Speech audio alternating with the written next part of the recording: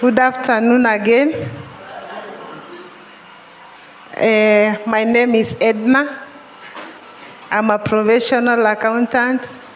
I'm a mother. I'm a wife. All the other stories you hear about me, that is not me. Today, I'm going to share something small. When Pasi told me to speak today, I wanted to resist. But in an instant, something said, you will speak. So this afternoon, I'm going to talk about wrestling with obedience. As I was wrestling whether I'll come to speak, then it clicked to me that I need to speak about wrestling with obedience. And the past 1 month, we've been talking about the 10 Commandments, the obedience to the 10 Commandments. And today, I just do a small part of how we resist when God tells us to obey. So my title is going to be Wrestling with Obedience. And when people are wrestling, there are always two. You cannot wrestle yourself. There are always two. Most of the time when we resist or when we wrestle with obedience, we are wrestling between God's will and our own will. What God requires us to do and what we feel is right that we are supposed to do. So most of the time as Christians, we wrestle a lot about obedience. And my short message is going to be based on the life of Moses. And our key text is going to be Exodus chapter 3 and chapter 4. Exodus chapter 3 and chapter 4. I'm going to pick the relevant verses of today. Most of the time, God calls us not because we are ready, but because He has chosen us. He doesn't call us when we are fully qualified. No, He calls us to equip us. He calls us to make us ready. He doesn't wait for us to be professionals. He doesn't wait for us to be PhD holders. He doesn't wait for us to be doctors in order to give us an assignment. Always God calls us, not when we are ready, but He calls us to equip us. When we look at Exodus chapter 3, let's move straight to verse 10. A brief introduction. In Exodus chapter 3, we look at the life of Moses. Moses is born at the time that the male children were being killed. But through God's divine assignment that He had already bestowed in his life, Moses is rescued.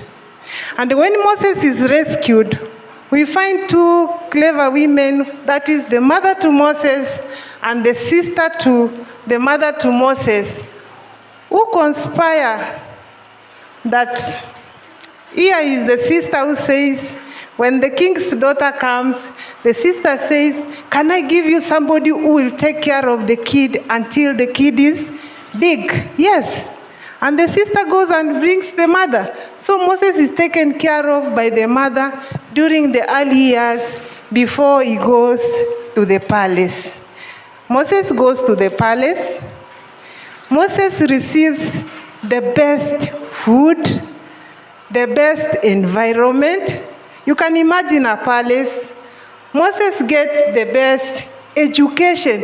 In fact, I can even It's not recorded. Most of the things are not recorded in the Bible, but I know if he didn't get the best tutor, he went to a group of schools in the current Kenya. Because he must have been the president. It's like being the president, his son. The president, his grandchild. So he went to the best schools. He learned the best English. So here is Moses. We are going to learn how he resisted the obstacles he got before he obeyed. Moses became one of the greatest leaders we have in Scripture. We find God calling him at the burning bush in chapter 3. So when you look at verse 10, it says, "Come now, therefore, and I will send you to Pharaoh, that you may bring my people, the children of Israel, out of Egypt." God looks at the suffering of the people of the Israelites in Egypt, the way they are being mistreated, and he decides the best person to carry out this assignment is Moses. But if you can have a background of Moses' story, in the palace, after the palace, where he is now tending to the sheep. How did he land there? When he was at the palace, he felt that he should have a walk. He looked at the suffering of the Israelites. Then he goes about and kills an Egyptian. When he kills the Egyptian, the next day when he wants to separate the Israelites who are fighting, they tell him that who made you ruler over us? And he decides, now it comes to his realization that what I did sometimes back has been known. And Pharaoh wanted to kill him. That is how Moses freed from Egypt and went out, where he was given an assignment to tend the sheep. As he's tending the sheep, he sees a burning bush. This burning bush is not being consumed. That became strange. So he walked closer, and God was speaking to him. God told him to remove his sandals. The place he was stepping on was a holy ground. And now Moses is being given an assignment in chapter 3, verse 10. "Come now, therefore, and I will send you to Pharaoh, that you may bring my people, the children of Israel, out of Egypt." So let's look at the first resistance. The first obstacle to his obedience. Moses felt is inadequate. So the first obstacle that Moses encountered was inadequacy. He felt insecure. Why? He tells God in chapter 3, verse 11, "But Moses said, who am I that I should go to Pharaoh, and that I should bring the children of Israel out of Egypt?" So he is facing inadequacy. He is feeling that he is not the right person for the job. He is saying, who am I that I should go, that I should bring the children of Israel out of Egypt? And we know why Moses felt that he is unworthy. Because the other time he tried to rescue the children of Israel when they were fighting, it ended him in the place he was. It ended him forgoing his palace life. It ended him in stepping out and running away and tending on the sheep. So he's telling God, no, I don't have the qualifications. I don't have what it takes to go and bring the children of Israel out of Egypt. Is arguing with God. So the first thing he encountered was inadequate. He felt that he is not fit for the job? How many times has God given us an assignment? How many times has God spoken to us and told us, go and sing for me, go and teach the children, go and speak to that young person? And how many times have we told God that we are not fit for that job? So many times. The other day when Pastor told me that you will lead the youth, I really wrestled with God. I told God, me, I'm not a pastor. Me, I've not gone to any theology class. Me, I've not done this. God, I cannot do this. God said, you will do it. I think it took like 2 weeks. I'm saying I'm going to tell Pasi, no, me, I cannot. Then something is telling me you can do it. And that is how I ended with my friends there, the youth and the teens. I was really wrestling. That is the way people wrestle. When God tells you go and sing, unamwambia, mimi siwezi imba. Ndaizaje simama pale mbele Mungu? Mimi siwezi imba. Kuimba pale iko na watu wao, si ndio? And then most of the time unaambiwa, go and present this. Unakataa. Because maybe you feel you don't have the right education, or you feel hukusoma sana, ama you feel you are not coming from a well-to-do family, ama unaona hauna sura mzuri. You look at so many things. We sometimes feel inadequate, and when God calls us, He has already decided that He's going to equip us for the job. You don't need to be ready. God is going to make you ready. So the question Moses asked, who am I? And God really gave him an answer. What was the answer? God says, I will be with you. God said, I will be with you. So he said, I'll certainly be with you. That is in verse 12. So God gave Moses an assurance that he will certainly be with him. And that is this very, very answer he will always give us. He will always be with us. He will equip us. If it's the education, He will give us. If it's the strength, He will give us. If it's the money that we require to carry out His assignment, He will give us the money. So the first obstacle we've talked about is inadequacy or insecurity. So don't feel incapable to do His work. Don't feel that you are unworthy. God will always be with you. Another thing Moses feared was rejection.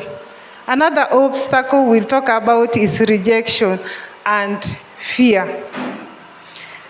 And let's go to Exodus chapter 4, verse 1.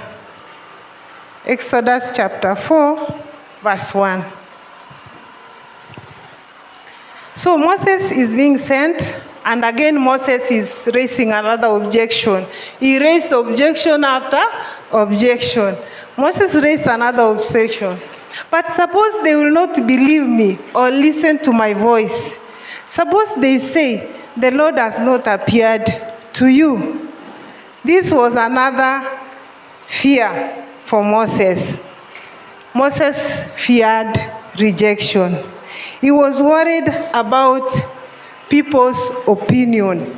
He was worried what the Israelites will say. He was worried what they will say, because the other time they told him, who made you ruler over us?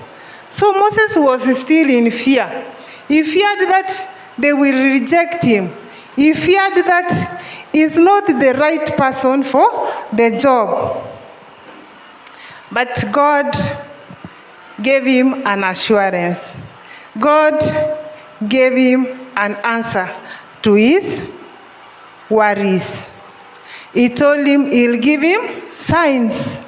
The signs that he will perform that will make the Israelites know that he is the Most High God. So most of the time, we fear that we are going to be criticized. We fear that we are going to, what are people going to talk about? What are people going to say? We get so worried about what people are going to say instead of leaving everything to God. So always be worried on God's opinion, not other people's opinion. Just worry yourself, what will God say? Not what will people say. So for you to overcome fear of failure or rejection, don't get worried what people are going to say. Get worried on what God is going to say. What is the opinion of God on this? So, and always have in mind that God will give you something to accompany you to carry out that assignment, as God gave Moses the signs that he performed that made the Israelites believe that he has been sent by God. Then another thing, another obstacle that makes us not to obey is personal weakness, or the question of competence. Personal weakness or the question of competence. Moses believed on his weakness. Let's look at Exodus 4, chapter 4, verse 10. Exodus chapter 4, verse 10. Then Moses said to the Lord, "Oh my Lord, I'm not eloquent, neither before nor since you have spoken to your servant, but I'm slow of speech and slow of tongue." Moses again is resisting. He's telling God, I don't have the competence. Siwezi ongea vizuri. Alikuwa na stammer. So anaona with the stammering, he'll not be able to carry out the assignment. So Moses is telling God, I am disqualified because of my slow speech and slow of tongue. Then what did God reply? The next verse, 11. So the Lord said to him, who made man his mouth? Or who makes the mute, the deaf, the seeing, the blind? Have not I the Lord? So God replies that he makes Moses aware that he is the creator of the mouth. He is the creator of speech. So Moses faces that inadequacy that he is not the right person to go because he cannot speak well. But God asks him another question. Am I not the one who's created the mouth? Am I not the one who gives speech? Am I not the one who makes people mute, deaf? Yes. Na ujue Mungu alikuwa ashajua Moses hajui kuongea vizuri. And he chose Moses. He knows that we don't have the right education. He knows that we don't have the right figure, the right body, whatever. He knows that we don't have all that we are seeing ourselves as inadequate. But he still chooses us to carry out that assignment. We should move forward and do it because God already knows our weaknesses. And is going to work through our weaknesses to make his assignment come to pass. So God gave him another helper. That one also gives us an assurance that when we feel inadequate in a certain part, God will always give us an helper. God gave him Aaron, who was going to speak on his behalf. He was kind of an helper who was going to pass the message. So God will give us an assignment and also equip us for that assignment. So in real life, your own weakness should not deter you from carrying out God's assignment. So your physical inadequacy, your soul, your word, everything should not limit you from carrying out God's assignment. Then the fourth obstacle is unwillingness.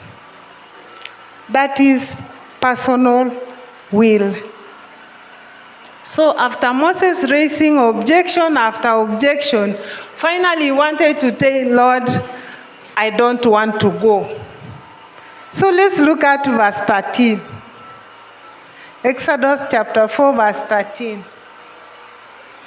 Moses finally ameona Mungu anampea jibu ya kila kitu anampatia what he's supposed to do. Finally anaambia God, but he said, oh my Lord, please send by the hand of whoever else you may send. Who has another version? NIV.